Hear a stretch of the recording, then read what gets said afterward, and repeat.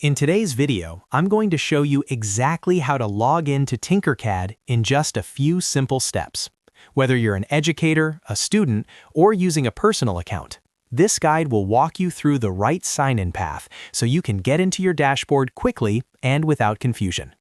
If this tutorial helps you out, be sure to hit the like button and subscribe for more easy software guides just like this one. All right, let's get started. First, open your web browser and go to tinkercad.com. Once the website loads, look for the Login button in the top right corner of the page. This is where you'll begin the sign-in process. Click Login to move forward. Now, Tinkercad will ask you to choose the type of account you're using.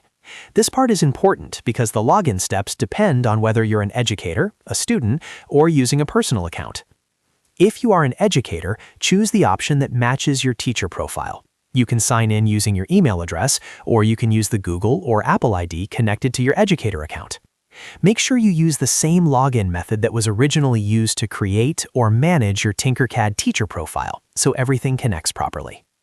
If you are a student, click the Students option. From there, you'll need to join your class using the class code provided by your teacher. Enter that code carefully because it connects your account to the correct class. Once the class code is accepted, Tinkercad will guide you into the student version of the platform. If you are using Tinkercad for personal use, choose the Personal Account option. This is the right choice if you sign in with a personal email address, Google account, or Apple ID. Again, just make sure you pick the method that matches the account you already created. After selecting the correct account type, enter your credentials if needed, or simply click the Social Sign-In button for Google, Apple, or Microsoft if that's the method you use. Follow the on-screen prompts to complete authentication.